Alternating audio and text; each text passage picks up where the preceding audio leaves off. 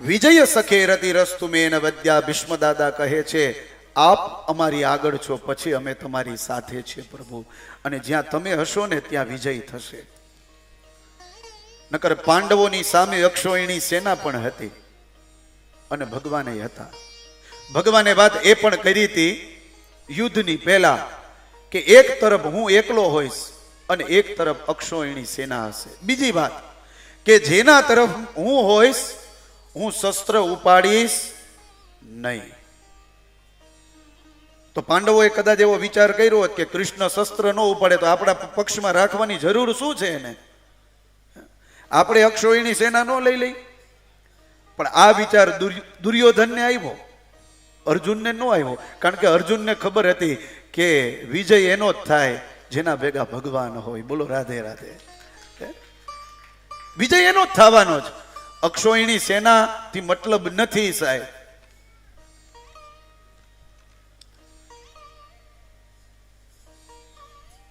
એટલા માટે ભગવાને કહ્યું હતું દુર્યોધનને અને અર્જુનને કે આવતીકાલે સવારે જે પહેલો આવશે ને એ માંગશે, એક તરફ હું હોઈશ, એક તરફ અક્ષોહિણી સેના હશે.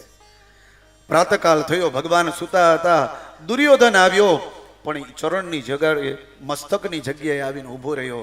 અને પછી અર્જુન આવ્યા, ચરણ પાસે ઊભા રહ્યા. ભગવાનની આંખ ખોલી ને એટલે સૌથી પહેલા અર્જુનને જોયા. હવે વાત એમ થઈ હતી કે હું જેને જોઉં સૌથી પહેલે આવે અને જો એને માગવાનું. એટલે ભગવાને જાગીને કહ્યું, અર્જુન તમે પહેલે આવ્યા, તમે માગો. બાજુમાંથી દુર્યોધને કહ્યું, પ્રભુ પહેલે તો હું આવ્યો છું. પણ હકીકતે દ્રષ્ટિ કેના ઉપર પડી? અર્જુન તરફ પડી ને. છતાં ભગવાને કહ્યું અને અર્જુને પણ કહ્યું કે પ્રભુ તમે દુર્યોધનને માગવા દો. કારણ કે અર્જુનને ખબર જ હતી કે દુર્યોધન અક્ષોહિણી સેના જ માગશે અને મારા પક્ષમાં પ્રભુ તમે જ આવવાના જ. અને બન્યું એવું, દુર્યોધને અક્ષોહિણી સેના માંગી અને અર્જુનના પાંડવોના પક્ષમાં કૃષ્ણ આવ્યા. અને જેના પક્ષમાં કૃષ્ણ આવી ગયા હોય ને સાહેબ, એનો બેડો પાર થઈ જાય. એટલે ધન દોલત ઐશ્વર્ય આ બધું દૂર જવા દો, આપણા પક્ષમાં ભગવાન છે ને એટલે આ બધું આવી જશે.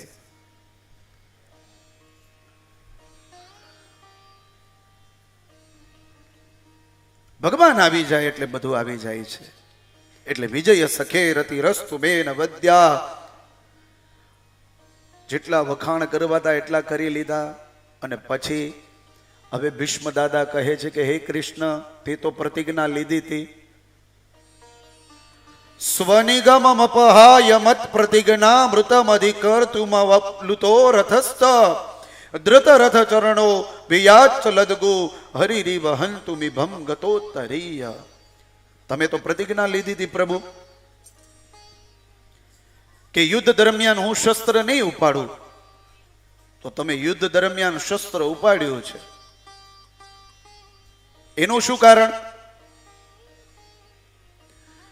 મહાભારતનો યુદ્ધ જ્યારે સાંજના સમયે જે વિરામ લેવાનો એ વિરામ લીધો ને એ સમયે દુર્યોધને મહેલમાં જઈને ભીષ્મ દાદા પાસે જઈને કહ્યું કે હે દાદા, તમે બરાબર યુદ્ધ નથી કરતા. હવે યુદ્ધ નથી કરતા એનું કારણ કાં તો તમે એવું માનો છો કે સામેવાળો પક્ષ છે એ મારો પોતાનો છે, એને મરાય નહીં એટલે તમે એને મારતા નથી.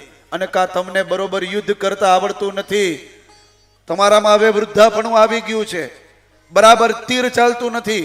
આવા કટાક્ષ ભર્યા એને શબ્દ દીધા. અને વિશેષ કટાક્ષ એ કર્યો કે ખાવ છો અમારું ને ભલું તમે એનું ઈચ્છો છો એવું લાગે છે દાદા.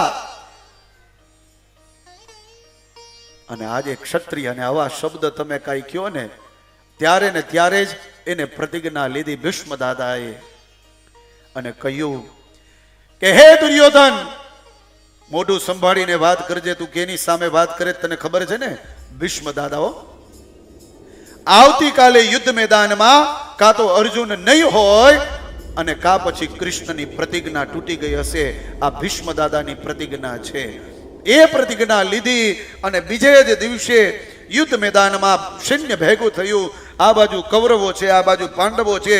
અને એવો શંખ ફૂંકાણો અને જેવો શંખ પુકારો યુદ્ધની તૈયારી થઈ છે, યુદ્ધનો પ્રારંભ થયો અને પ્રારંભથી જ એ ભીષ્મ દાદાએ એક એક પછી એક એક એ તીર મારવા મળ્યા છે.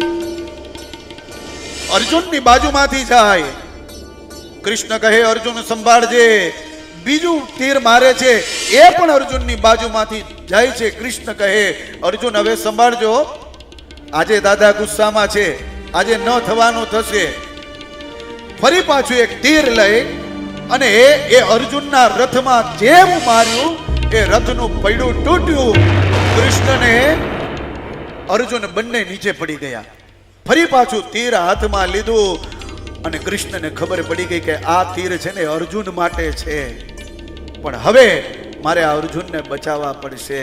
અને એ જ સમયે ભીષ્મ દાદા તીર મારે એ પેલા રથનું પૈડું હાથમાં ભગવાન લઈ અને દોડ મૂકી છે. ગતોત્તરીય એનું ઉપવસ્ત્ર નીચે પડી ગયું છે. અને જેવા બાજુમાં ગયા ને ભીષ્મ દાદાની બાજુમાં ભીષ્મ દાદાએ બાણ છોડી દીધું કૃષ્ણના ચરણોમાં.